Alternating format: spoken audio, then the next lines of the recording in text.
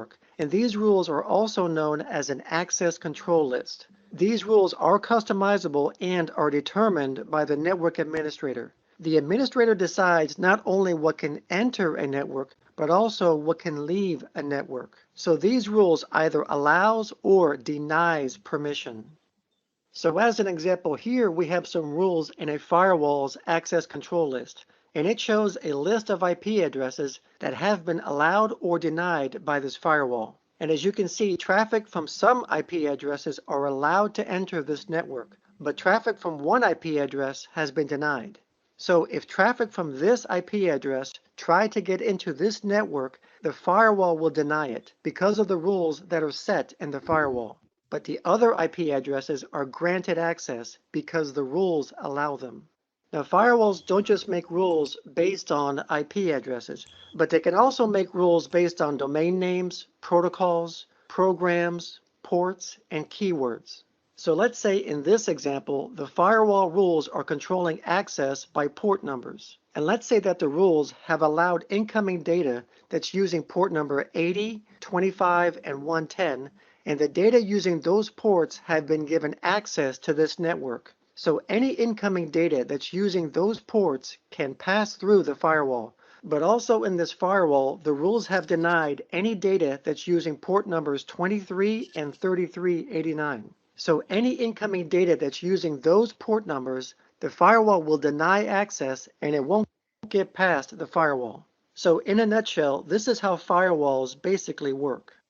Now, firewalls do come in different types, and one type is called a host-based firewall, and this is a software firewall. This is the kind of firewall that is installed on a computer, and it protects that computer only and nothing else. So for example, later versions of Microsoft operating systems come pre-packaged with a host-based firewall, and you can see that example here. And there are also third-party host-based firewalls that can be purchased and installed on a computer. So for example, Zone Alarm, which is a popular third-party host-based firewall. And also a lot of antivirus programs will have a built-in host-based firewall. And another type of firewall is called a network-based firewall. A network-based firewall is a combination of hardware and software, and it operates at the network layer, and it is placed between a private network and the public internet. But unlike a host-based firewall, where it only protects that computer, a network-based firewall protects the entire network. And it does this through management rules that are applied to the entire network, so that any harmful activity can be stopped before it reaches the computers. Now, network-based firewalls can be a standalone product, which is mainly used by large organizations. And they can also be as a built-in component of a router, which is what a lot of smaller organizations rely on. Or they can also be deployed in a service provider's cloud infrastructure.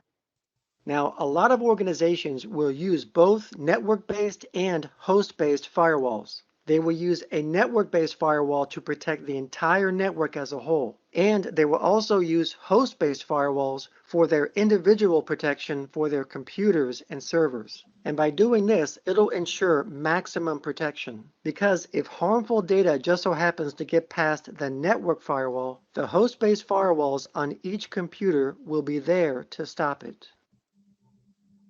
So thank you everyone for watching this video on firewalls. Please subscribe, and I'll see you in the next video. Thank you. Thank you, Divesh.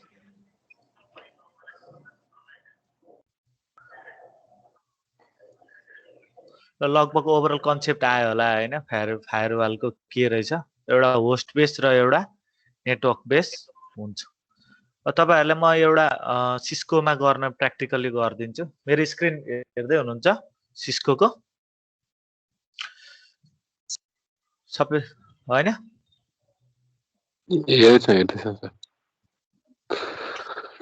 अब यहाँ हामीले के गर्न सक्छौं भने एउटा Sissoco पनि firewall hardware तिर लिन सक्छौं जस्तै मैले एउटा सिनेरियो बनाउँदै छु हैन फायरवाल अब यहाँ के गर्ने भने एउटा सपोज हामीसित यहाँ सेक्युरिटी छ है नेटवर्क डिभाइसमा यहाँ सेक्युरिटी भन्ने छ फायरवाल कन्सेप्ट छ अब यो सिस्को 5505 युज गर्न सक्नुहुन्छ। यो डिभाइसै पाउँछ हैन मार्केटमा, जुन चाहिँ झन् यहाँ सिस्को प्याकेटको लागि चाहिँ हामीले यसमा एक्सपेरिमेन्ट गर्दैछौँ। अब यहाँ के गर्ने भने जस्तै मैले पिसीहरू राखेँ, पिसीहरू युज गर्दैछु।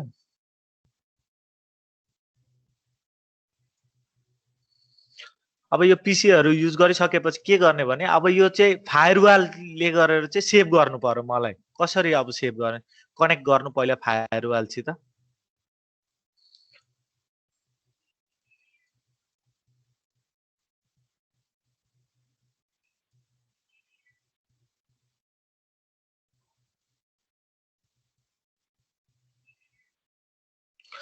अब यो कनेक्ट गरिसकेपछि हैन, अब आइपी एड्रेसहरू सेट गरौँ। जस्तै मैले यहाँ आइपी एड्रेसहरू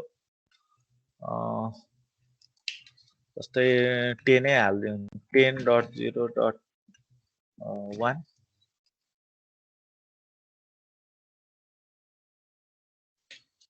यो आइपी एड्रेस जस्तै 2 3 हाल्दिउँ के अनि आइपी एड्रेस अर्को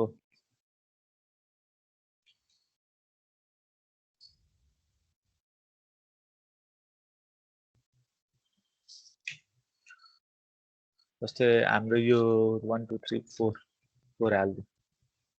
अब आइपी एड्रेस हामीले सेट गरिसकेपछि एउटा हामी के कनेक्ट छ कि छैन? मेरो स्क्रिन हेर्दै हुनुहुन्छ हैन सबैजना?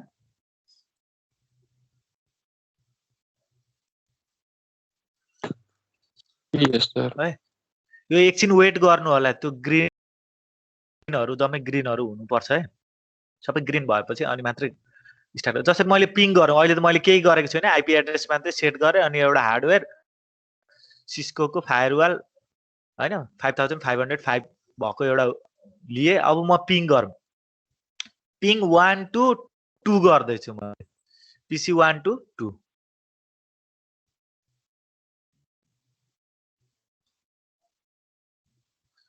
आइपी एड्रेस सेट गरेको छैन कि। अब आइपी एड्रेस सेट गरौँ पहिला हैन, सायद आइपी एड्रेस छैन होला। यहाँ आइपी एड्रेस पहिले सुरुमा सेट गर्नुपर्ने हुन्छ। आइपी एड्रेस सेट गर्दिउँ। जस्तै मैले 10.0.1 लिए। त्यस्तै गरेर यहाँ आइपी एड्रेस 10.0.2 गरेर अर्को पिसी को 3 10.0.0.3। अब आइपी एड्रेस यो पिसी मा गरौँ 4 को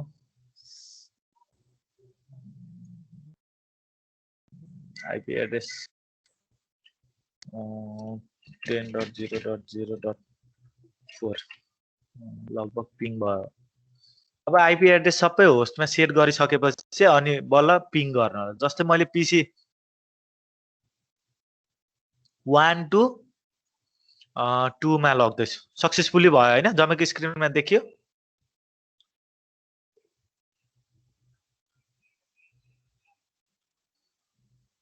त्यस्तै गरेर मैले पिसी 1 to 3 गरेँ, यो पनि सक्सेसफुली भयो हैन।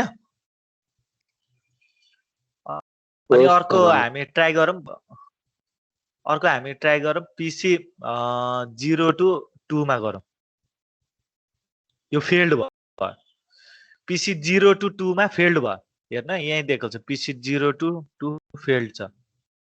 पिसी फेरि 0 to 3 मा गरौँ, पिसी 0 to 3 मा पनि फेल्ड छ। पिसी 1 to 0 मा गरौँ, 1 to 0 मा पनि फेल्ड छ। अब यहाँ अभियसली हाम्रो के भयो त, डिफल्टली के गर्यो भने पिसी 1 to 2 मा चाहिँ सक्सेसफुली भयो अरे हैन।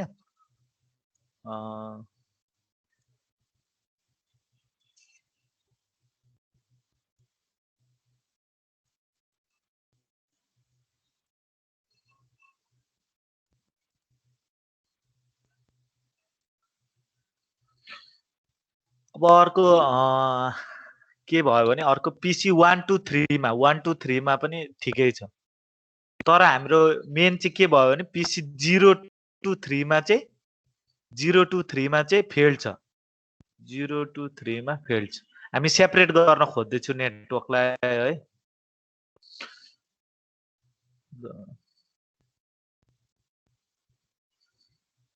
अब 0 टु 3 मा फेल छ तर 1 टु 2 मा चाहिँ सक्सेसफुली छ अब यहाँ सिचुएसन के क्रिएट आयो त कसरी यस्तो प्रब्लम भयो त यहाँ हामी के गर्नुपर्ने हुन्छ भने यो राउटरमा यो फायरवालमा क्लिक गर्नु डबल क्लिक गर्नु अनि यसको कन्फिगरेसनमा जानु कन्फिगरेसनमा गइसकेपछि हाम्रो पोर्ट हेर्नु त पोर्ट 0 टु 0 मा इथरनेटको फायरवालको पोर्ट 0 टु 0 मा 0 टु 0 मा हेर्नु 0 टु 0 मा के छ यहाँ भन्नु त मलाई एक्सिस VLAN आउटसाइड हैन 2 मा छ एक्सिस VLAN आउटसाइड 2 मा छ यहाँ नोट गरौँ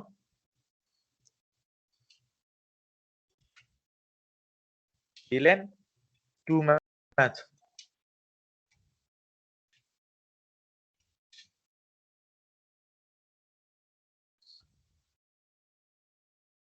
हाम्रो PC 0 आउटसाइडमा छ त्यस्तै गरेर हामी अर्को पोर्टमा हेरौँ इथरनेट 01 मा इथरनेट 01 मा के छ त इथरनेट 01 मा VLAN इनसाइड छ हाम्रो के रहेछ त VLAN 1 इनसाइडमा छ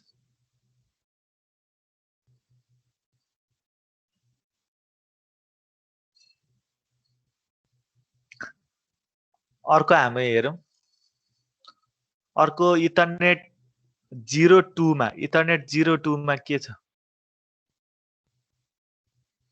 इथरनेट 02 मा पनि हाम्रो इनसाइड VLAN 1 मै रहेछ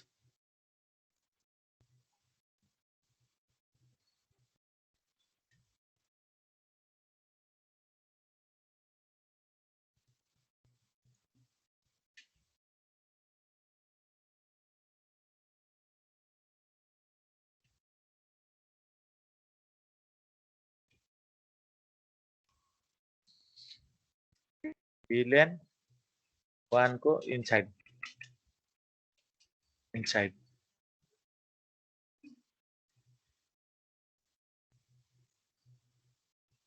अब यो इथरनेट 03 मा हेरौँ कुन पोर्टमा छ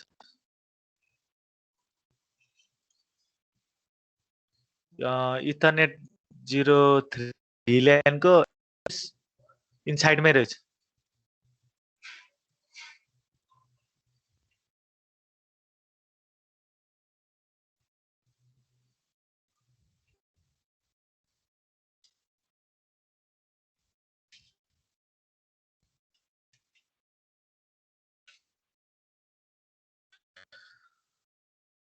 कन्सेप्ट बुझ्नुभयो यहाँ के गर्न खोज्दैछु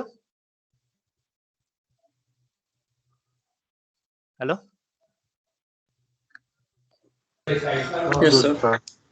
अब यहाँ सुन्नु किन त्यो PC 1 टु 2 मा सक्सेसफुली भयो त किनकि हाम्रो सेम VLAN मै रहेछ एउटै नेटवर्क त्यस्तै गरेर PC 1 पनि PC 3 मा सक्सेसफुली छ यहाँ पनि सक्सेसफुली छ तर हाम्रो डिफरेन्स चाहिँ के आयो त PC 0 चाहिँ PC 3 मा पनि जाँदैन PC 3 मा पनि जाँदैन यहाँ फेल्ड आयो 0 टु 3 मा फेल्ड आउँछ 0 टु 2 मा गयो भने पनि अभियसली फेलै आउँछ हैन त्यस्तै गरेर 0 1 मा PC 1 मा गयो भने यो पनि फेलै आयो त प्रब्लम के भएको रहेछ त भन्नाले डिफल्टली VLAN इनर तीनवटा कम्प्युटर चाहिँ हाम्रो के रहेछ VLAN को एउटा आर्किटेक्चरमा बसेको रहेछ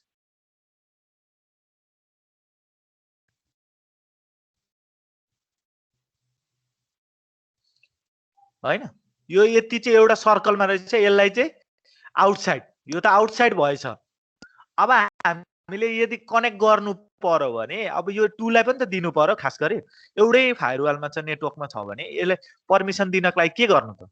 जस्तै मैले PC 1 to 2 मा ठीक छ भने हामीले PC 0 to 3 मा पनि नेटवर्क मिलाउनु पर्यो। अब के गर्नु पर्यो भन्नु त? के गर्दा ठीक हुन्छ? आउटसाइडलाई इनसाइड हुन दिने। अब हामीले के गर्न सकिन्छ भने यो PC लाई चाहिँ होइन, फायरवालमा क्लिक गर्ने, फायरवालमा क्लिक गर्ने, अनि कुन पोर्टमा चाहिँ हामीले पर्मिसन गर्नु पर्ने हैन। जस्तै अब 3 मा हाम्रो 3 मा चाहिँ हाम्रो VLAN 2 बनाइदिरा हुन्छ नभए V हैन, किनकि 3 हो नि त इथरनेट। 3 मा चाहिँ हामी के गर्दिन्छौँ भने कम्युनिकेट गर्न यसलाई 2 मा राख्दिन्छौँ। अब 2 मा राख्दिएपछि अब एकचोटि ट्राई गर्नु त। यहाँ हामीले के गर्यौं, 2 अनि आउटसाइडमा राख्दियौँ, आउटसाइडमा राख्दियौँ। अब सिनेरियो हेरौँ त, पिङ गरौँ। जस्तै PC 0 to PC 3 मा वेट गर्नु, यहाँ कलर भएको छैन।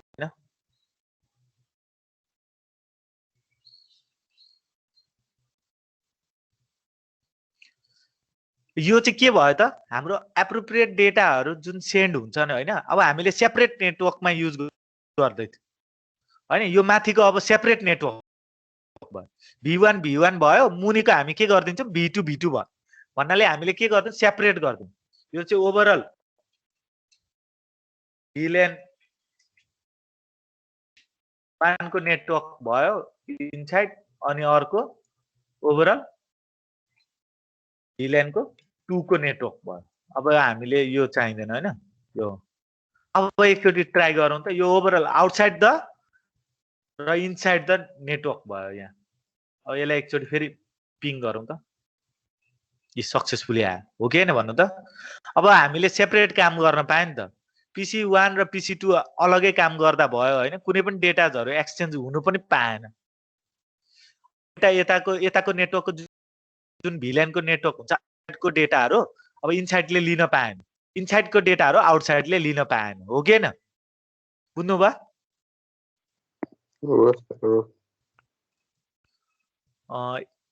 यही कुराहरु थियो, अरु त केही छैन है। ल थ्यांक यू भेरी मच, यति मात्रै हो फायरवालको कन्सेप्ट। यो चाहिँ हाम्रो सिस्को युज गरेर भएको।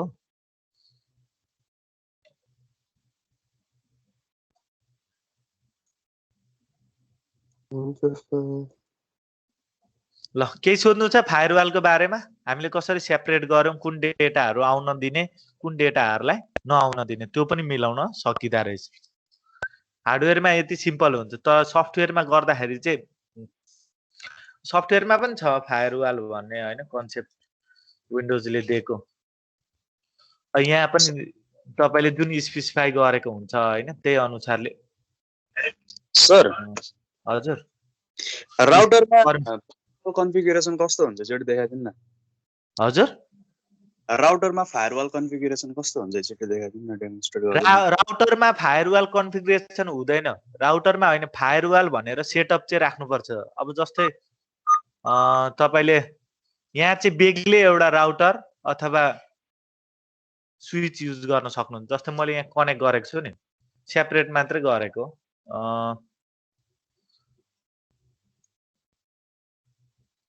जस्तै अब यहाँ मैले हाम्रो के हुन्छ भने प्राय जस्तो मैले राउटर गरिन कन्फिगर गर्नुपर्छ कि। अब यहाँ चाहिँ के गर्ने, स्विच युज गर्दाखेरि चाहिँ यसरी पनि सेपरेट गर्न पाउनु भयो।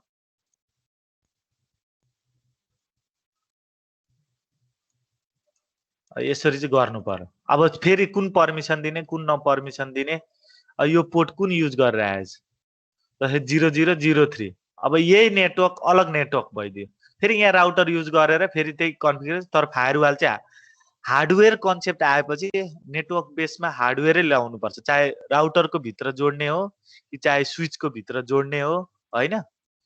बुझ्नु भयो? भनेपछि राउटर भित्रै हुन्छ। होइन राउटरको यदि राउटर त्यस्तो स्पेसल खालको छ भने फायरवाल त्यसमा अप्सन छ भने युज गर्न पाउनुहुन्छ फायरवाल अप्सन छैन भने युज गर्न पाउनुहुन्न मोडल अनुसारले हुन्छ कि हार्डवेयर कम्पोनेन्ट जस्तो हाम्रो नर्मल्ली होम नेटवर्कमा जस्तो हाम्रो होम ल्यान्डमा युज हुने राउटरमा पनि एउटा हजुर। एक वान लेयर फायरवाल त हुन्छ त फायरवाल राउटरमा हुने हैन र हजुर यो राउट त्यही त भन्दैछ हार्डवेयरमा नेटवर्क बेस भनेपछि के आउँछ भने हार्डवेयर प्लस सफ्टवेयर अघि हामीले भिडियोमा पनि हेर्यौं कुनै पनि हार्डवेयर किन्दाखेरि तपाईले दुईटै एम्बेडेड भएर आउँछ हार्डवेयर र सफ्टवेयर अब हार्डवेयर त जोड्यौं अब कुनै पनि कन्फिगरेसन गर्दाखेरि त्यहाँ यदि फायरवाल अप्सन छ भने तपाईले टिसिपी आइपी हैन सायद म यहाँ चेक गर्छु मेरोमा छ कि छैन हैन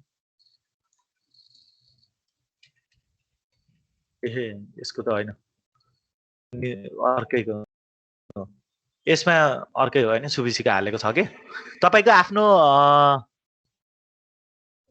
डिभाइसमा राउटरमा हैन त्यहाँ फायरवाल अप्सन छ भने त्यहाँ चाहिँ के गर्न पाउनुहुन्छ भने दुईटा तरिकाले हाल्न सक्नुहुन्छ एउटा आइपी एड्रेस हालेर ब्लक गर्न सक्नुहुन्छ कुनै पनि कम्प्युटरहरुलाई त्यो एक्सेस कि डिनाइ गर्न पाउनुहुन्छ त्यस्तै गरेर हामीले के गर्न सक्छौं भने कि पोर्टलाई पनि हामीले एक्सेस कि डिनाइ गर्न सक्छौं अब यहाँ एक्सेस छ जम्मै हैन यसमा यस्तै यही आउँछ अब एक्सेस कि डिनाइ भनेर आउँछ तपाईको त्यहाँ हार्ड एकचोटी हेर्नु ओपन गर्नु हैन आज अनि फायरवाल भन्ने अप्सन त्यहाँ छ भने चेक गर्नु अनि त्यहाँ छ भने त्यही सेटिङै हुन्छ अनि आइपी एड्रेस हालो कसलाई ब्लक गर्दिन्छ ब्लक गर्दिनु डिनाइ गर्नु छ डिनाइ गर्दिनु एक्सेस गर्नुहुन्छ भने एक्सेस गर्दिनु बुझ्नु भएन हुन्छ त्यही कन्फिगरेसनमा त्यही हुन्छ फायरवाल त्यही अप्सन हुन्छ ठ्याक्कसँगले राखौ जस्तै यहाँ यहाँ विन्डोजमा छ भने म देखाइदिन्छु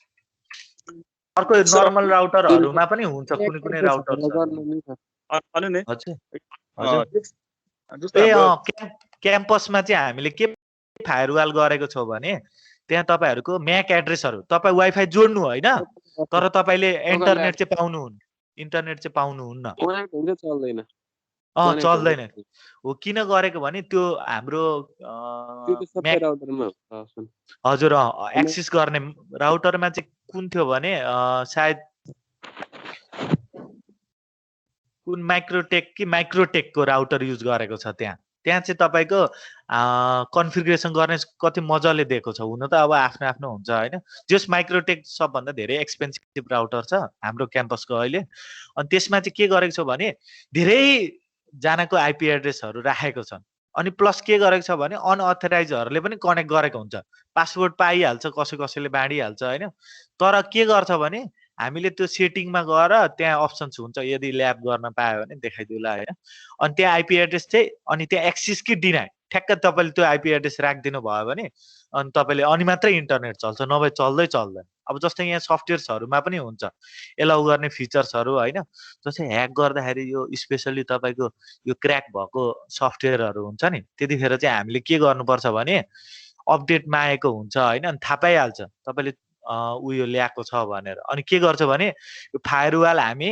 इन्कमिङलाई नै ब्लक गर्दिन्छौं आउटगोइङलाई चाहिँ हामी छोड्दिन्छौं नभए आउटगोइङलाई ब्लक गरिदिन्छौं इन्कमिङलाई ब्लक गरिदिन्छौं त्यो एउटा स्पेशल हुन्छ कि कुनै कुनै सफ्टवेयरहरुले प्रोवाइड गर्छ यहाँ चाहिँ छैन हैन त्यो सेटिङमा चाहिँ हुन्छ मजाले तर सफ्टवेयर बेसमा हुन्छ कुनै कुनै सफ्टवेयर्सहरुमा मात्रै हुन्छ